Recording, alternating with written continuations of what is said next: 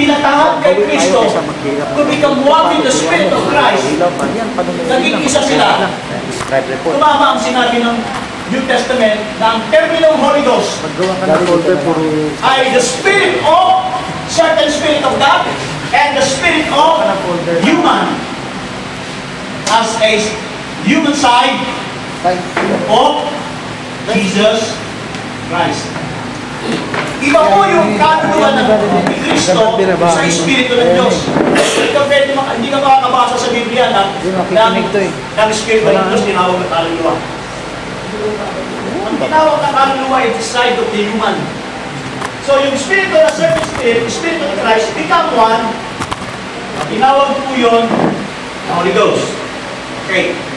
Pagtibayin natin yan. Ang Espiritu na Ama, that certain Spirit, nanahang kay Kristo, it become one. That is the prophecy according to Isaiah. Meron din sa Isaiah 62, 61. Okay, let's go to John 14. So, Juan 14, talatang 23, tignan po natin ang pangungusap. 14, 23. Anong sabi sa 14:23? Ganito po ang mababasa natin. Ang 14:23, sumagot si Jesus at sinabi sa kanya, kung ang sino man ay umiibig sa akin, yun ang tutukoy mo, yung iibig, walang iba kundi ang iglesia, walang ibang iibig kay Kristo, yung iglesia lang. Sabi niya, ay kanyang tutuparin ang kanyang salita. Ano yun? Yung pangako. Pangako ano? Yun, Espiritu Santo. Pangako yan eh. Sa 14:26, nandun yun eh. Okay. Sa 23, sabi, tutuparin niya ang kanyang pangako. At kung sino ay tutuparin ang aking salita at siya'y iibigin ng aking Ama. Ito na ang kasunod. Sinabi nito, at kami. Sa pag-aaral po ng language, no, yung grammatical language, kapag sinabi mong kami, hindi tumutukoy sa isa yan. Dalawa. Tumutukoy ito sa dalawa. Pag sinabi kami, may sinasabi siyang kasama. Ngayon, kung si Kristo ang nagsasalita, ang panahon na yun, wala siyang ibang pinapakilala ng ibang spirito, kundi yung kanyang Ama. Okay?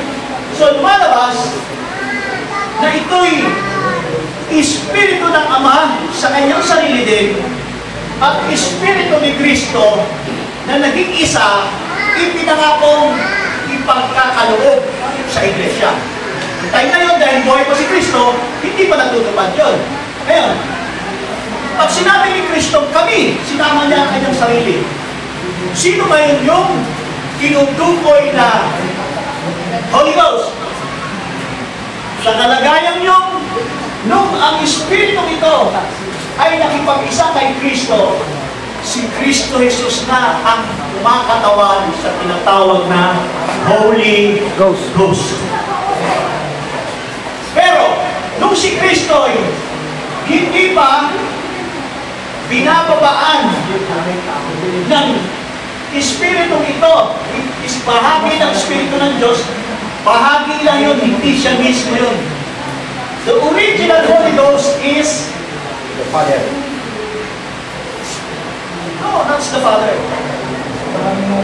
Hindi ang Ama yung Holy Ghost, yung Ama ay yung Espiritu ng bahagi ng Ama. It's not the whole God ang Holy Ghost.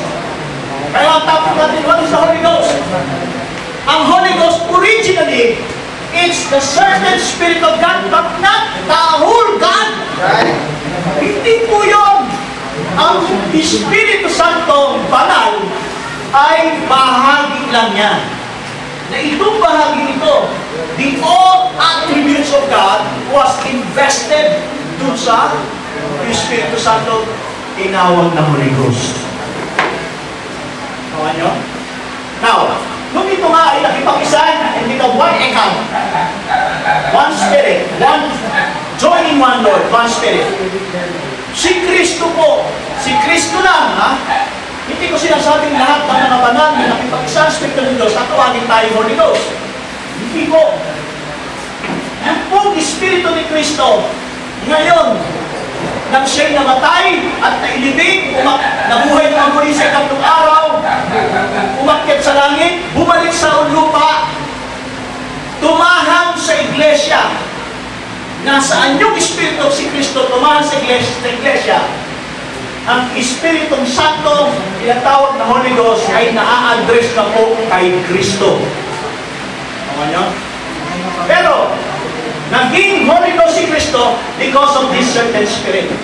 Original, ito talaga yun. Pero dahil nakipag-isa sa Kanya, sa ang layunin ay kailangan mahihandog ang Kanyang kaluluwa at nang matupad yun. Sa panahon ito, mula sa panahon ng Jerusalem, na kung saan doon, nagsimula ang iglesia, mula sa araw ng Pentecostes, nang bumaba ang Espiritu ito, ay Espiritong pangako, walang ibang biyang Holy Ghost. Kaya sabi ni Kristo, huwag kayong aalis ng Jerusalem hanggang hindi ninyo natatanggap ang kapangyarihan. Ano kapangyarihan? Yan mismo ang Holy Ghost. Sinong Holy Ghost? It is between the Father and the Son.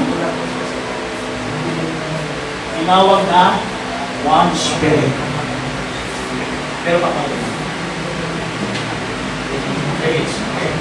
Kaya sa 14:26, ganito po ang sabi ni Kristo. Natapwag ang mag-aaliw sa makatuwid bagay ang Espiritu Santo. Yan ang sabi ni Christ. Ang mag-aaliw sa makatuwid ay ang Espiritu Santo. Sino yan? That is the certain Spirit of God. Hindi niya sinabing ako ang maaliw. Kaya lang, dahil ito'y nakipag-isa sa Kanya, yun, ina-address na yun, sa panahon ng siya'y bumalik, ang Holy Ghost ay ina-address na sa kalagayan ko ng kaluluwang Spirit ng Diyos. Okay. So, yun ang aking posisyon, mga kapatid. Ang Holy Ghost ay ang certain Spirit, pero itong certain Spirit, hindi mismo yan yung buong Ama, buong Espiritu ng Diyos. Pag sinabing certain, bahagi lang yun. Spirit of God. So, yun yung presentation ni Pastor dito.